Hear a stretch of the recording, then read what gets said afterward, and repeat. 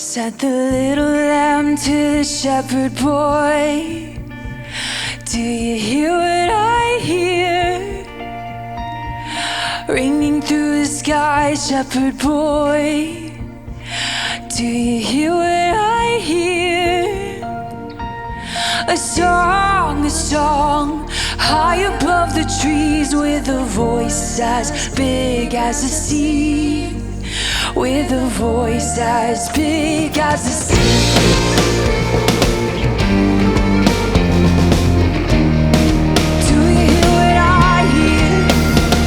The shepherd boy to the mighty king.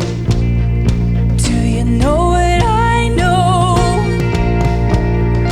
In your palace war, mighty king. Do you know what I know? A child shivers in the cold. Let us bring him silver and gold. Let us bring him silver and gold.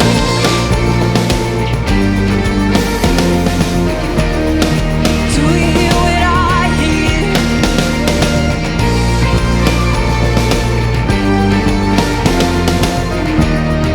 Do you hear what I hear? Said the king to the people everywhere. Listen to what I say. Pray for peace, people everywhere. Listen to what I say. The child, sleeping in the night. He will bring us goodness and light. He will bring us goodness and light. He will bring us goodness and light.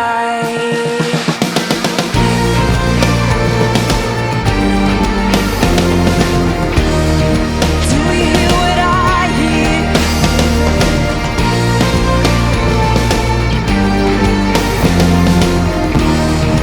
Do you hear what I hear?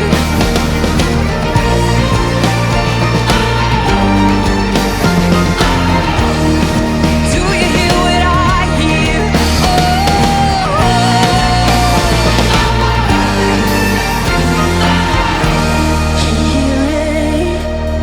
Can you hear it?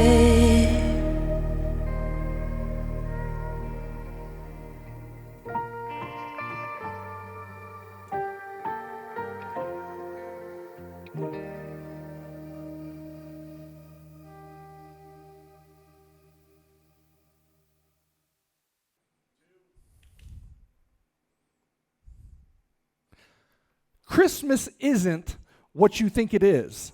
Now, Christmas is the birth of Jesus, but Christmas is not December 25th.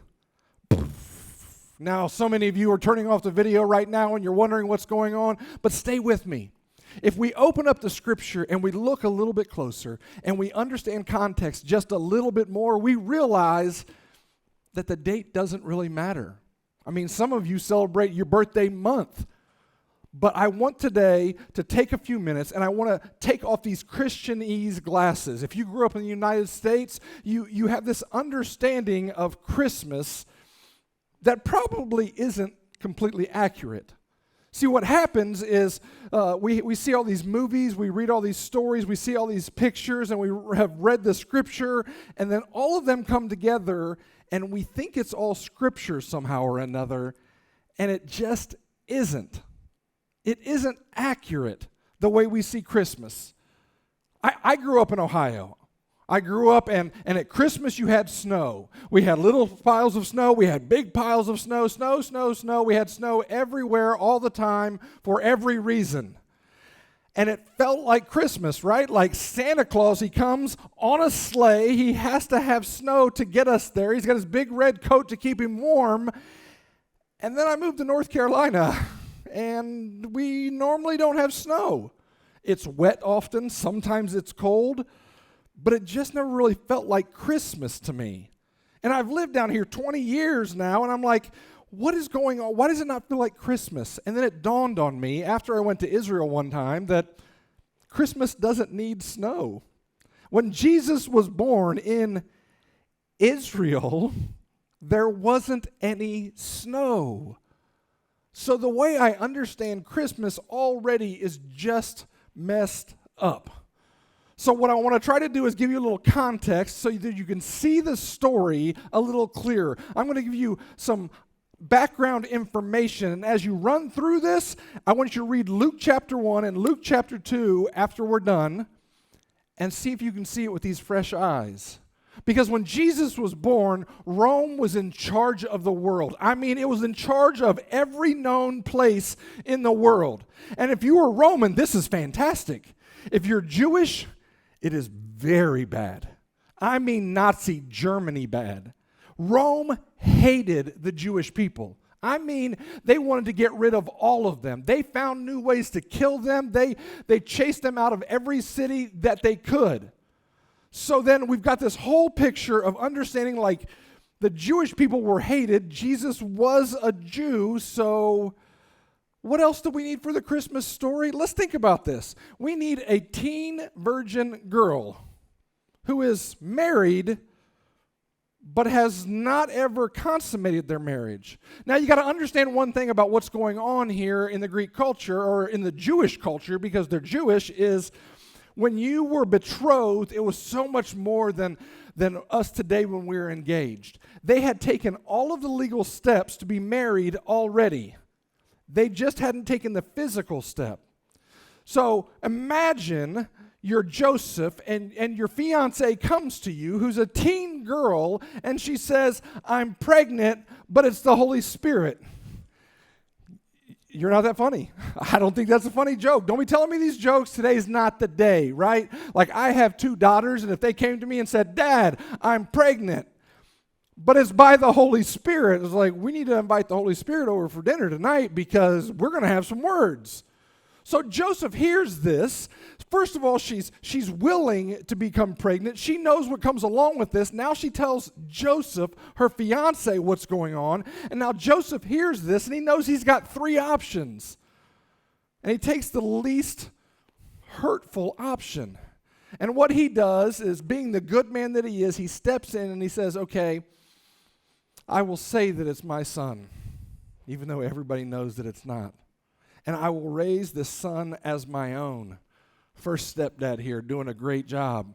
Now, he is raising the Son of God. That can't be, like, there's got to be some weight about that, right? But then Joseph says, okay, all of the shame for the community that everybody knows that you're pregnant and it's not mine, that shame also falls on me and also falls on my family.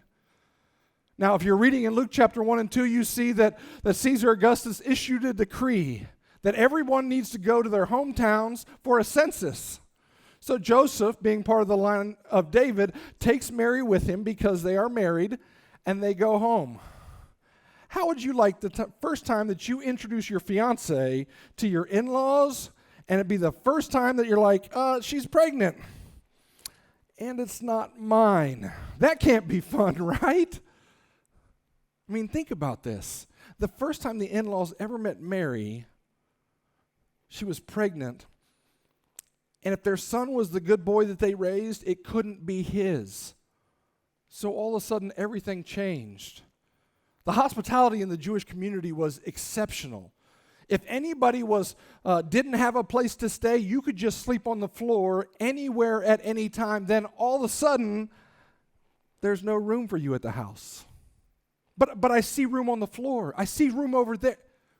Not today, there's not. Not for you, there's not. And about the same time, labor hits.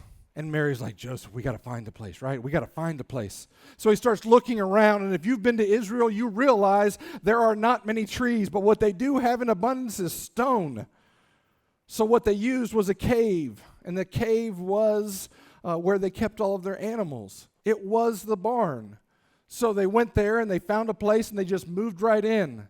And they got in there, and Mary gave birth to Jesus. And they put him in a manger. And they wrapped him with cloths. And it's like, okay, they probably weren't as clean as the ones that we like to use today. They did find them in a barn. They also, the manger, because there wasn't any wood, a manger is a stone that has been hollowed out by letting animals eat out of it over generation and generation. So they put baby Jesus down where the animals eat. And then, who are the first visitors? When you had your kids, who were the first visitors? They were the people that were most important to you. They were your friends and your family, and you only let certain people in, right? Who are the first people that show up? Dirty, smelly shepherds, who God sends to see Jesus, the Son of God, the King of the Jews. The first is the lowest on the rung economically, socially. They just don't count for anything. They're always with their sheep. They're probably the youngest in the family. They can't even testify in a court of law. No one believes shepherds, and this is who God sends to welcome in Jesus. And when I look at this, I think, well, that's a guy I could follow. That's a guy that I can understand. So when I think about Christmas, I realize that we've got the wise men that bring gifts, and we think there are 3 wise men because there were 3 gifts, but maybe there were more, and we think that's why we give gifts, right? It's not the reason we give gifts. At Christmas, we give gifts because Jesus was the first gift, the best gift. See, Jesus left the comforts of heaven and came down here and was born in a manger, in a dirty cave, and shepherds were the first ones to show up. He has a serial killer after him his entire life who has proven over and over again that he will do horrible things to make sure that he stays in charge. And he has to move around from place to place. And then he chooses 12 guys, and he lives as an example of how we're supposed to live. And he dies on the cross, which is a torture tool refined by Rome for the worst of the worst. Political people, not somebody like Jesus, but so much worse. And he dies on the cross. And 3 days later, he defeats death so that we have the opportunity to enter into heaven. So this Christmas, when you're thinking about this whole story and you're thinking about snow and stockings and whatever your traditions are, would you take off your American Christian glasses for just a second? Would you read the story as it is said, Luke chapter 1 and Luke chapter 2, and see if you can see Jesus for who he really is? The sacrifice, the hope, the love that all of us need every day. Our way into heaven. And if you slow down and you enjoy today, you can have a merry little Christmas.